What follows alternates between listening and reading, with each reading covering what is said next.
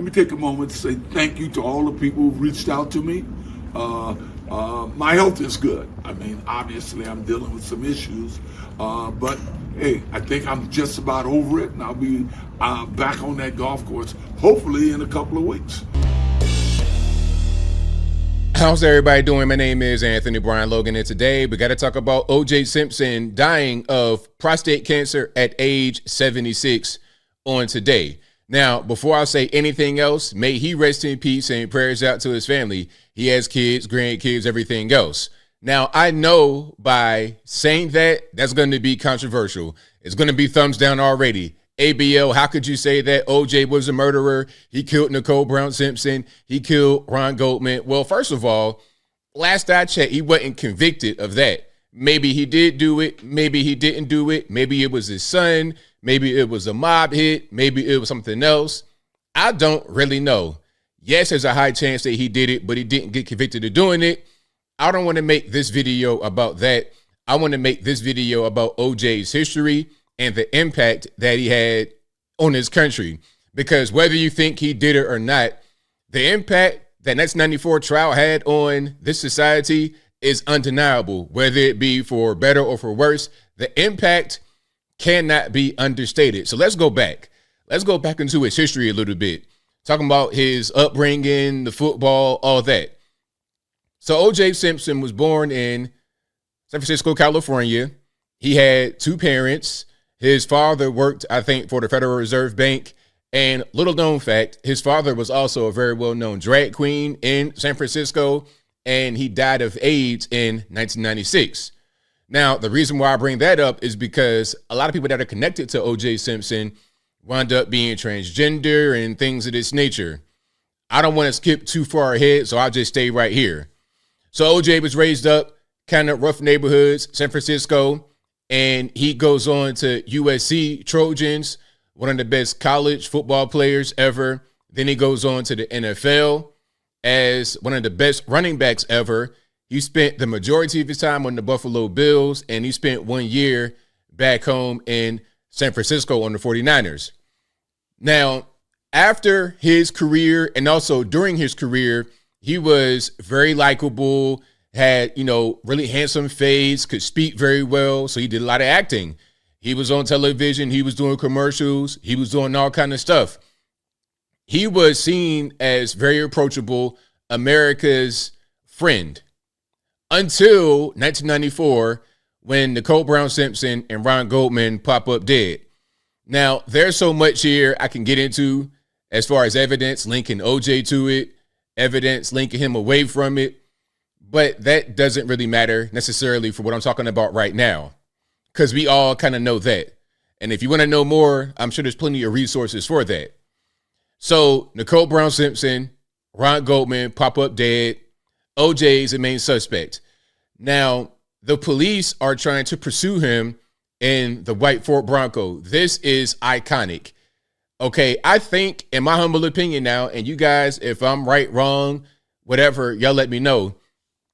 I think that low-speed chase in the Ford Bronco in California popularized modern SUVs.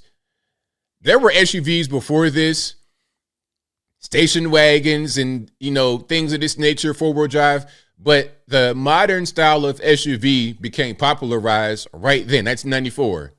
The Ford Bronco is one of the more popular vehicles right now today, although the vehicle that's out now is a newer version and redesigned and not quite the same as the one that O.J. Simpson had in 1994. But that white Ford Bronco, the slow speed chase, that was the beginning of a lot of change in American culture. Okay, because two things.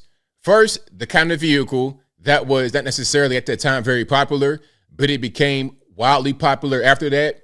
And then there were the helicopter pilots following the actual chase. I think one or two of these guys became transgender. Just really random. This is the reason why I mentioned his father being a very well-known drag queen in San Francisco. A lot of the guys linked to this story in any kind of way wound up becoming transgender later in life. But during that time, they were not that way, including Bruce Jenner now known as Caitlin. We'll talk about him in a minute. So we go to trial, and the trial changes everything. There was so much racial tension behind the trial because of what happened 2 years prior in Los Angeles, where the OJ incident happened. 1992, you had the LA riots, lasted for 6 days. This sparked the rooftop Koreans. You may have seen where the truck driver got out of the vehicle and got hit in the head with the brick. It was really violent, really chaotic. There was a lot happening. And the thing that sparked the LA riot was Rodney King getting beat up on camera by police. And he was resisting. Maybe he deserved it. Maybe he didn't. It didn't matter. He gets beat up on camera. And then there was Latasha Harlins. I think she was 13 to 14, a young black girl who was killed by a Korean shop owner for shoplifting. If I got any of that wrong, y'all let me know in the comments. And I believe that the people who were accused of wrongdoing in both of those incidents were let off the hook. That was a problem. It became a thing like, hey, you just treat black folks like garbage. We don't have any rights, all this, that, and the third. That was the sentiment. So enter OJ, and Nicole Brown Simpson was his white ex-wife, and Ron Goldman, I think he was a white male, Jewish or whatever. So then, even if you believe that OJ did it, you were rooting for him to beat the case because it was seen as retribution for the officers beating Rodney King and beating the case. It was seen as retribution for Latasha Harlins and revenge against the Asian shop owner. Okay, that's what that was. So 1994, I'm 10 years old. I remember this very well. I was watching. Everybody in the country was watching the OJ trial because it was on television. This probably was the first reality show. This was the first reality show because every single thing was documented, everything. And you had character development. You had Judge Lance Ito, OJ, Rob Kardashian, of course, Kim Kardashian's mom's ex-husband, Kim Kardashian's dad, Rob Kardashian. He was an attorney in the case. Johnny Cochran, if it don't fit, you must have quit. You had a lot of different cast of characters in this. And of course, the star of the show was OJ. And he beats the case, and a lot of the people in this country rejoice. Not necessarily because they thought that he was innocent. It's because it was seen as revenge. Okay, you were able to do this to us and get away with it. We did that to you and got away with it. And some thought he was innocent. Some thought he was being railroaded. But there was a lot of racial tension happening at that time. But this case was really all over television. It got a lot of eyes, and it birthed a lot of things. Okay, the Ford Bronco, that's one thing that made that vehicle iconic. And then, of course, you have the Kardashians. Rob Kardashian is a lawyer on the case. He becomes uber famous. And then, of course, Kim being his daughter, she gets popularized from a sex tape, and then they go into a reality show in the same frame of the OJ trial. Bruce Jenner is at the time married to he's married to Kris Kardashian, now Kris Jenner. He's married to her, and he later becomes transgender. He's involved with the reality show. I mean, there was so much going on with this, but I think the OJ trial most certainly changed the history, the course, the culture of America.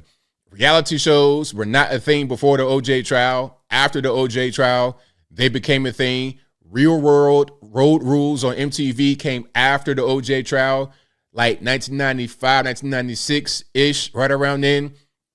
And then you have Court TV that came as a result.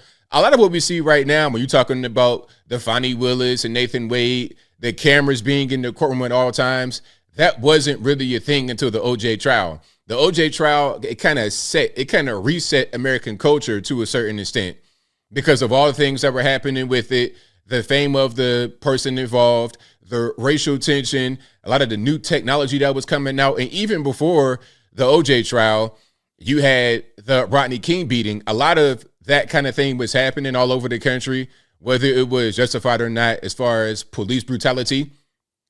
that was happening all over the country. And the Rodney King situation just happened to be one that got caught on camera.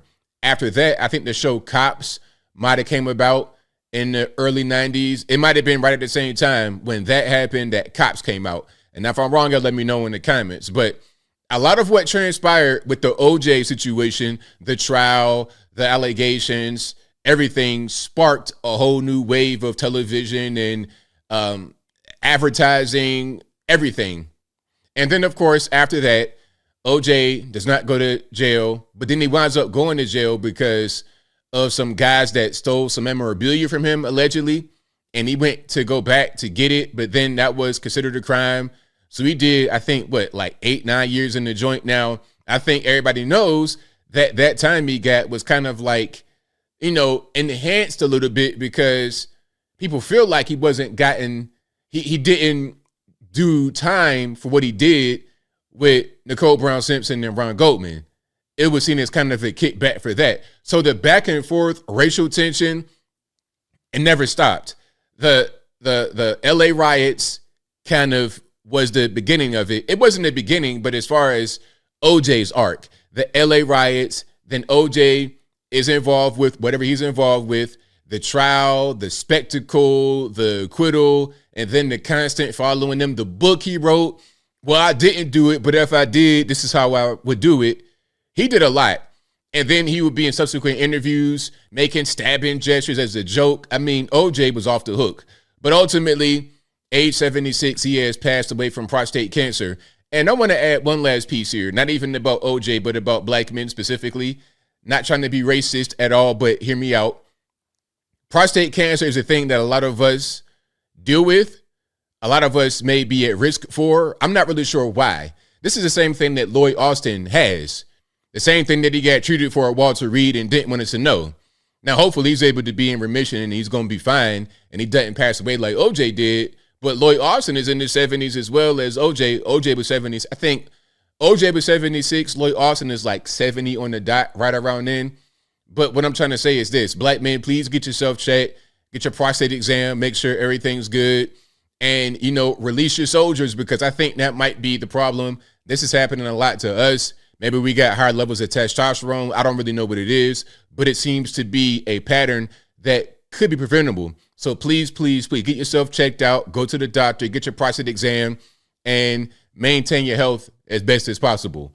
But I think I'll leave that right there for now. And what say you? What's your take on O.J. Simpson? You think he did it? You think he didn't do it?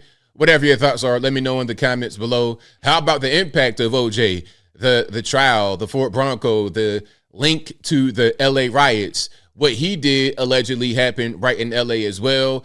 About 1.5 years, 2 years after the L.A. riots, there's a lot of racial tension. You got the black side, the white side. It was the talk of the water cooler for a long time, years even, because whenever OJ would pop in the news, automatically you go right back to 1994. Whatever your thoughts are, let me know in the comments below. And that's all I got to say for this video. If you like what you heard, please comment, rate, share, and subscribe. Peace.